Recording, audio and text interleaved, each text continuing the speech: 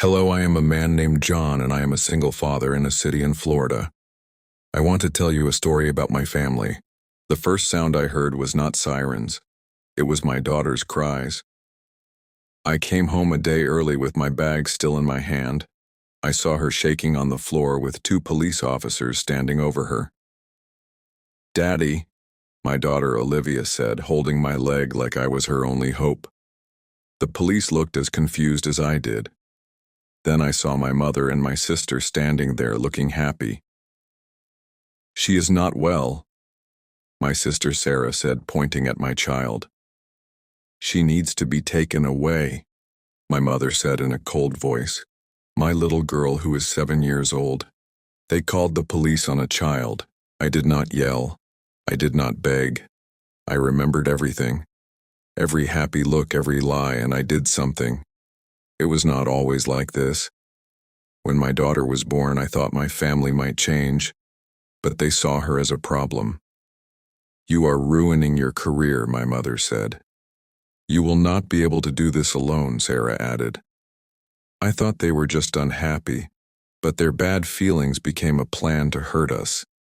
They said they would help with babysitting, but I would come home to mean words, slammed doors, and Olivia getting more and more quiet. I still trusted them because family is supposed to be safe. But that night I learned that was a lie. The officers coughed and said they got a phone call from an unknown person, a tip that my daughter was not being cared for, neglected. I looked at my mother and Sarah. They did not move. That is when I understood. They were not trying to protect her. They were trying to take her to hurt me because I would not let them control my life. They could not break me, so they went after her.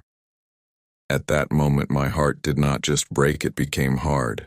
Most parents would have been very angry, but anger goes away fast. I needed something slow and cold. So I thanked the officers. I put my daughter in her bed. I kissed her head and told her she was safe. Then I sat at my desk and planned how to take them down.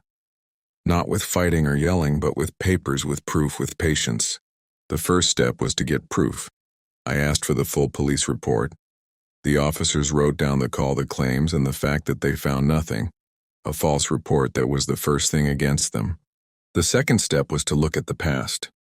I went through years of texts, voicemails, and emails. The mean words, the threats, the tricks. Every message was now proof. I made 3 copies of everything. The third step was to get a lawyer.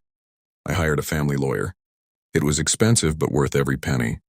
We asked for a no-contact order for both of them. The reasons were harassment, danger to a child, and giving police a false report. The fourth step was to tell people. Quietly and carefully, I let their world know. Their church, their neighbors, their co-workers. I did not gossip. I showed them the report. The truth was like a knife. The court date came quickly.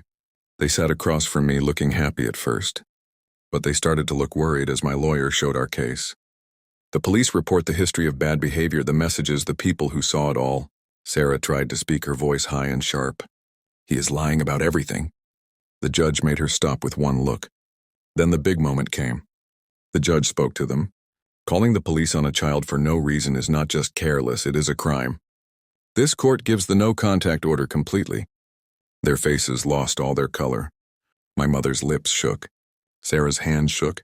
And when the officer gave them the order, which said they could never have contact with me or my daughter, their screams filled the courtroom. I did not smile. I just held Olivia's hand tighter. A week before, they had called the police on my child, hoping to take her from me. Now they could not even get close to her. Their good names were ruined, their power was gone, their control was over.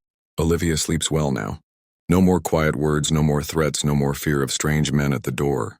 And me, I am not angry anymore. I am not broken, just free. They wanted to take everything from me. Instead, I took everything from them. The only sound I hear now is the quiet they left behind. What lesson did you learn from this story? Please let me know in the comments.